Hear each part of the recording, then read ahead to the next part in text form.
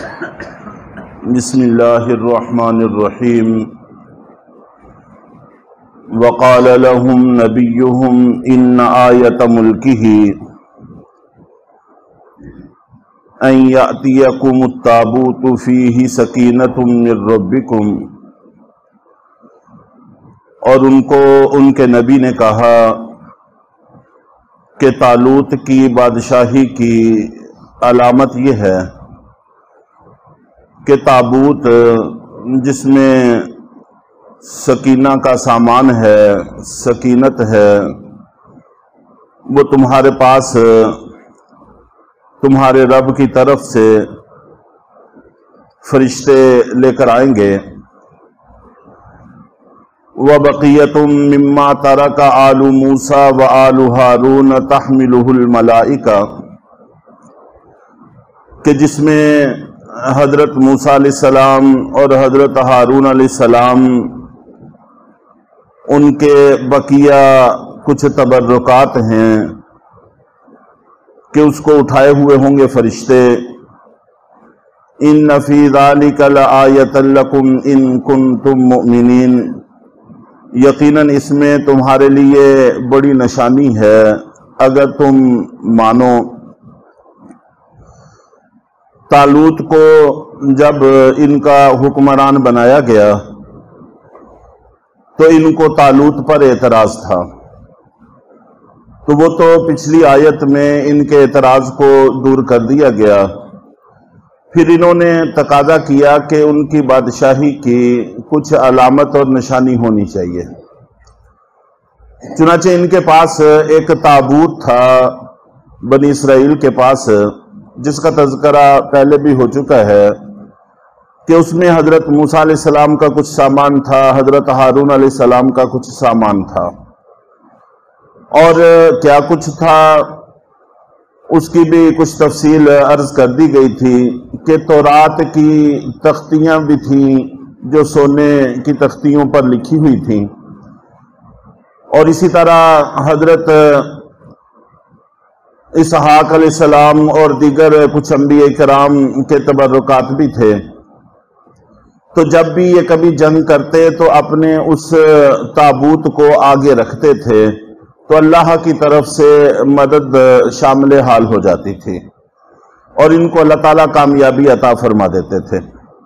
جب ان کے اعمال حد سے بدتر ہو گئے تو عمالقہ کے لشکر نے ان پر چڑھائی کی، جہاں اور بہت سارا کچھ ان کا لے گیا تو وہ یہ تابوت بھی لے گیا، اور جس وقت اللہ رب العزت کو منظور ہوا کہ اب وہ تابوت واپس لے آنا چاہیے تو پھر ان پر آفات کا دروازہ کھول دیا۔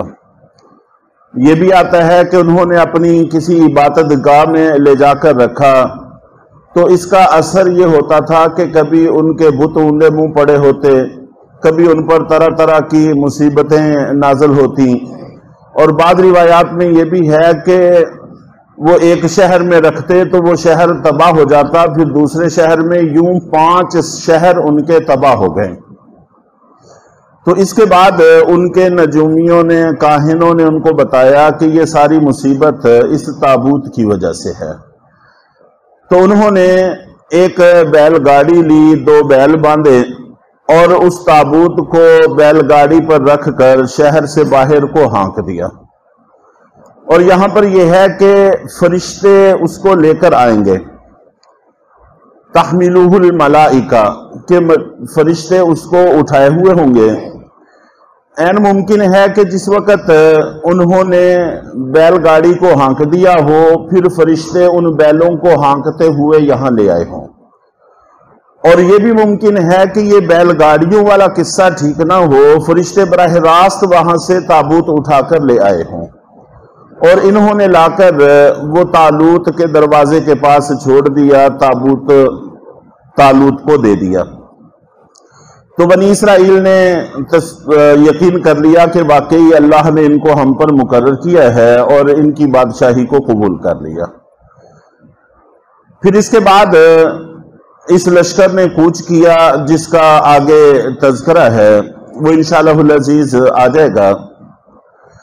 ضمن میں ایک اور بھی تابوت کا تذکرہ کرنے کو جی چاہا، اس کا تعلق اگرچہ یہود کے ساتھ تو نہیں ہے، عیسائیوں کے ساتھ ہے، اور عیسائی بھی چونکہ بنیادی طور پر بنی اسرائیل ہیں، یعنی حضرت یعقوب علیہ السلام ہی کی اولاد میں سے ہیں، اور آگے جا کر پھر جب حضرت عیسیٰ علیہ السلام آئے، جو لوگ عیسیٰ علیہ السلام پر ایمان لے آئے وہ عیسائی کہلائے، جنہوں نے انکار کر دیا وہ یہودی کہلائے۔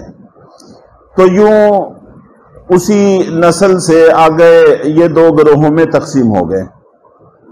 عیسائیوں کے پاس، عیسائیوں کا جو سب سے معروف اور مشہور بادشاہ ہوا ہے وہ ہرقل ہے، جو روم کا بادشاہ تھا، اور بڑا لمبا زمانہ اس نے حکومت کی ہے، اور بڑا دانش مند اور دانا آدمی تھا۔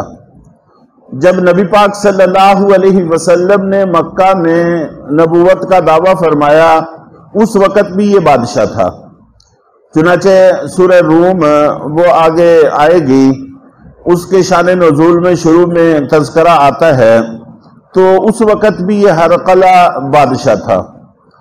اور پھر نبی پاک صلی اللہ علیہ وسلم کے معراج کے قصے میں بھی ہرقل کا تذکرہ آتا ہے، یہ اس وقت بھی بادشاہ تھا۔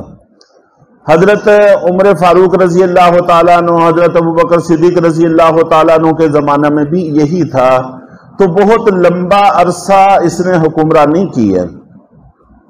تو اس کے پاس حضرت ہشام ابن العاص رضی اللہ تعالی عنہ اور ان کے ساتھ ایک اور ساتھی حضرت ابوبکر صدیق رضی اللہ تعالیٰ عنہ نے ان کو اپنی طرف سے دعوت اسلام دینے کے لیے بھیجا۔ چنانچہ راستے کے اندر غسان کا قبیلہ پڑتا تھا، اور غسان کے بادشاہ کا نام جبلہ تھا، اس سے ملاقات ہوئی۔ اس نے کالے کپڑے پہنے ہوئے تھے، تو حضرت ہشام ابن عاص رضی اللہ تعالیٰ عنہ نے پوچھا کہ یہ تم نے کیا کالے کپڑے پہنے ہوئے ہیں؟ اس نے کہا کہ اصل میں میں نے کالے کپڑے پہن کر قسم اٹھائی ہے کہ جب تک تم لوگوں کو یہاں سے نہ نکال دوں چین سے نہیں بیٹھوں گا۔ تو حضرت ہشام نے فرمایا کہ اللہ کی قسم ہم تم سے یہ جگہ بھی لے لیں گے، جہاں تم بیٹھے ہو یہ جگہ بھی ہم تم سے لے لیں گے، بلکہ جہاں پر ہرقل ہے ہم وہ جگہ بھی تم سے لے لیں گے۔ اس نے کہا کہ تم وہ لوگ نہیں ہو جو ہم سے یہ جگہ لے لیں گے، کتابوں میں تذکرہ موجود ہے ہماریوں میں، وہ لوگ ایسے ہوں گے جو دن کو روزہ رکھتے ہوں گے اور رات کو عبادت کرتے ہوں گے۔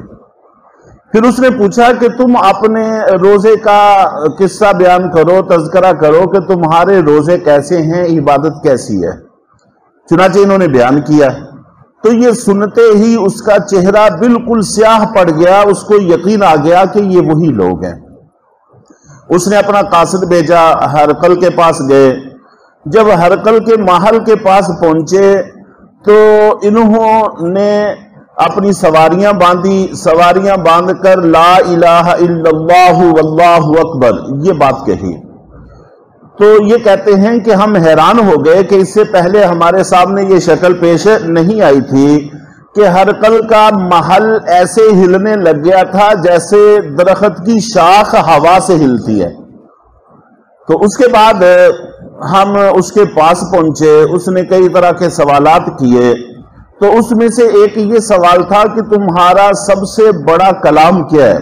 تو ہم نے کہا لا الہ الا اللہ واللہ اکبر۔ جب ہم نے یہ کہا تو پھر اس کا محل ویسے ہی ہلنے لگ گیا جیسا کہ پہلے ہلا تھا۔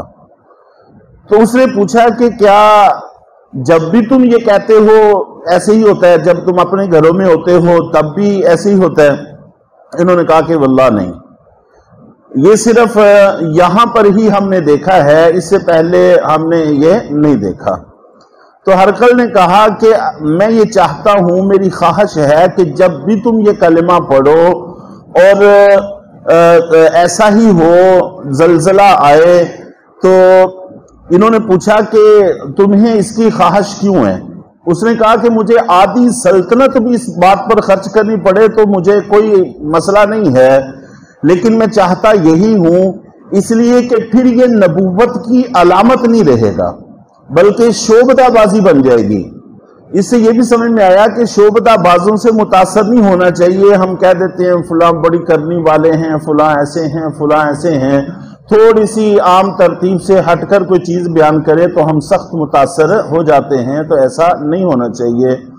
تو بہرحال ہرقل نے پھر ایک بکس نکالا جس میں انبیاء کرام کی تصویریں تھیں، اور اس میں نبی پاک صلی اللہ علیہ وسلم کی تصویر بھی تھی۔ تو جب وہ نکالی تو کہتے ہیں کہ ہم رونے لگ گئے، گویا کہ ہم اللہ کے نبی کو دیکھ رہے ہیں، اور بیعینی ہی جیسے اللہ کے نبی تھے ویسی تصویر تھی۔ تو یقیناً باقی انبیاء کرام تقریباً 14 انبیاء کرام کا تذکرہ آتا ہے کہ جن کی انہوں نے تصویریں دکھائیں، حضرت آدم علیہ السلام، حضرت نوح علیہ السلام، حضرت ابراہیم علیہ السلام، حضرت اسحاق، حضرت اسماعیل، دیگر۔ تو بہرحال بات کافی طویل ہے۔ تو وہ حضرت آدم علیہ السلام پر اترا تھا جو ان کے پاس محفوظ تھا، اور صحابہ کرام نے اس کی زیارت کی۔ تو بہرحال اللہ تعالیٰ جو اصل چیز ہے وہ اعمال ہیں، اعمال میں لگنے کی توفیق عطا فرمائے۔ اسی سے فائدہ ہوتا ہے۔ جب اعمال ہوتے ہیں تو پھر اس طرح کی برکت کی چیزیں پاس رہتی ہیں۔ جب اعمال میں انسان کمزور پڑ جاتا ہے تو یہ برکت کی چیزیں بھی چھن جاتی ہیں، پھر انسان کو فائدہ نہیں دیتی۔ الحمدللہ۔